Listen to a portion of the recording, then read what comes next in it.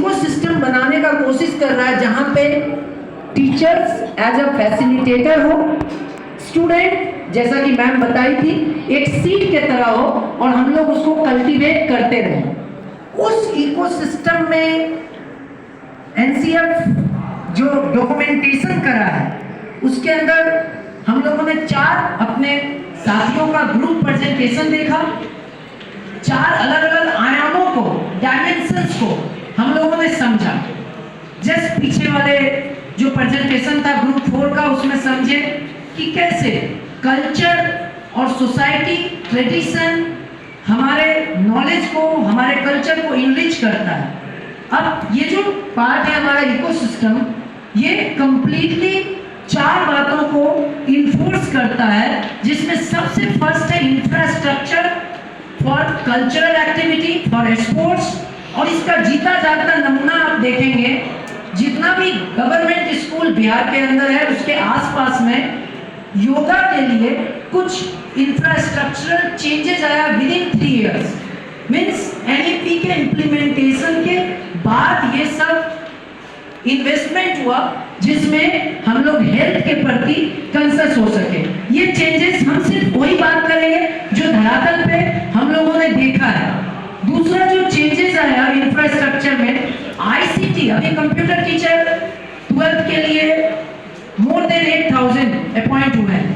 ये सब इस न्यू एजुकेशन पॉलिसीज के बाद ही है कि हम कैसे स्किल और कंप्यूटर एजुकेशन को, आईसीटी को बहुत अधिक बढ़ावा दे सके, जो इसका दूसरा पार्ट है। तीसरे पार्ट में चलते हैं कि एक्सपेरिमेंटल लर्निंग और नॉलेज सिंथेसिस को सबसे ऊपर रखा जाता है। एक्सपेरिमेंटल लर्निंग को 1986 में भी जो फ्रेमवर्क पूरा बना था उसमें, लेकिन उसको सिर्फ उस समय एम्फसाइज करा गया था बड़े लेवल तक। बच्चे के लेवल पे जो एक्सपेरिमेंटल लर्निंग है, ऐसा समझा जाता था कि लेबोरेटरी में जाकर ही केवल एक्सपेरिमेंट कर सकते हैं।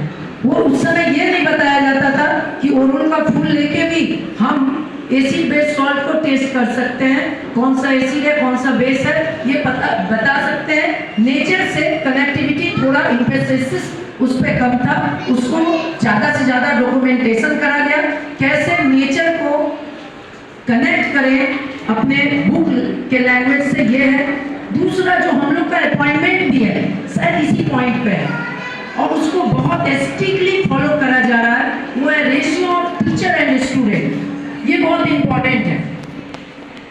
हर स्थिति में टीचर और स्टूडेंट का जो रेशियो है, इसको मेंटेन करने का हर गवर्नमेंट ने प्रॉपरली कोशिश करा है।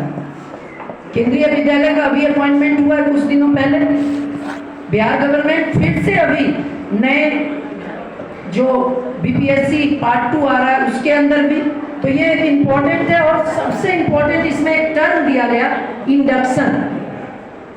डाइट है शाहपुर के अंदर, तो अभी ऐसे हर डिस्ट्रिक्ट का जो डाइट होता है वो इंडक्शन ट्रेनिंग करवाती है। साइंस में एक टर्म होता है इंडक्शन, इंड्यूस्ड। इसका मतलब होता है आपके नॉलेज के क्षेत्र में जो भी बच्चे आए वो नॉलेजेबल बन जाए। मैग्नेटिक फील्ड के अंदर ये टर्म यूज होता है इंडक्शन। और इंडक्शन का मतलब होता है कि यदि कोई मैग्नेटिक फील्ड में है और वो मटेरियल उसमें आए तो वो भी मैग्नेटिक प्रॉपर्टीज वाला बन जाए। आप इस बात को हल्के में ना लें। आपके नॉलेज के क्षेत्र में आने वाले सभी बच्चे नॉलेजेबल बन जाए, ये इंडक्शन ट्रेनिंग का कॉन्सेप्ट होता है। और हम कोई अलग से कृष्ण नहीं आएंगे किसी भगवत गीता में, कृष्ण जो नॉलेज देंगे और अर्जुन बहुत सारे क्लासेस में बैठे हुए होंगे, तैयार हो जाएंगे। हमें कृष्ण बनने का जरूरत है और उसके लिए नॉलेज प्रोवाइडर जो वेदास है, बाकी जो चीजें हैं उसको जानते हुए आज के समय में उसका जो रिलेवेंसी है उसको कनेक्ट करेंगे तो शायद इंडक्शन का बात जो करा गया है इस पूरे फ्रेमवर्क में वो पूरा हो पाएगा।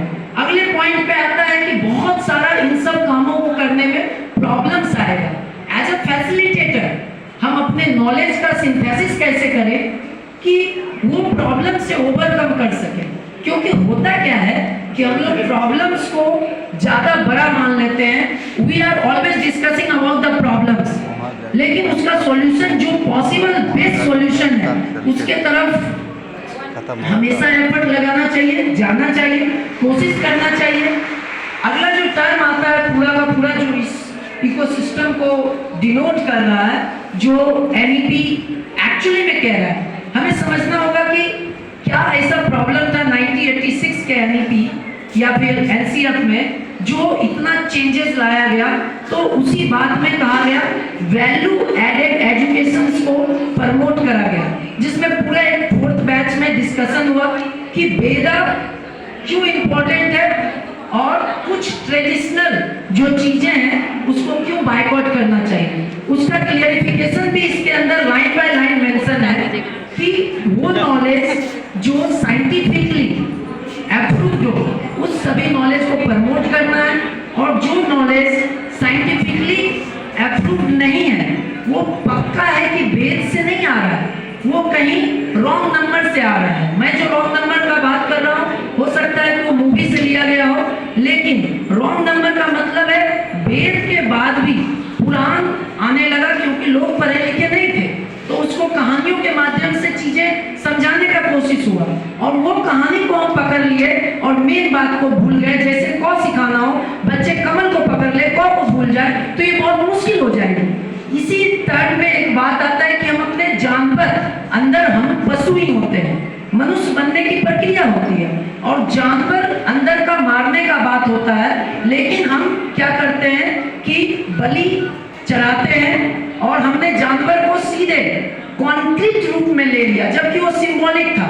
मारने का मतलब था जानवर जो अंदर है उसका वध करना, और हम लोगों ने कैसा ले लिया कि जानवर का वध करके दुर्गा मैया के सामने रख देंगे। हमारा कर्म पूरा महिषासुर जैसा और पूजा देवी का करते हैं 9 दिनों तक। यदि हम ठीक तरीके से यदि समझ भी जाए दुर्गा सप्तशी को, जो पूरा का पूरा चाहे वो मधु कैटव या शुंभ निशुंभ इन सबको ठीक से पढ़ें तो हम उन सब परिकल्पनाओं से बाहर आएंगे एज ए टीचर। क्योंकि हम लोग क्वालिफाइड लोग हैं तो हम लोग उस नॉलेज का जड़ कहाँ से उद्गम हो रहा है उसको जाके सोर्स को ढूंढे। थोड़ा मेहनत लगेगा लेकिन उसके बाद बच्चों तक सही पहुंचाएंगे।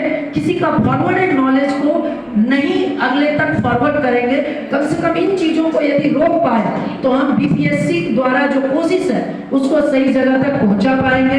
और बहुत सारे हमारे साथी हैं, बहुत सब नॉलेजेबल लोग हैं। मेरे एंड से बहुत सारी और बातें फिर कभी, बट हमारे और जो साथी हैं वो लोग भी हम सबको इनरिच करें, ये ज़्यादा बेटर होगा हमारे लिए। Thanks a lot.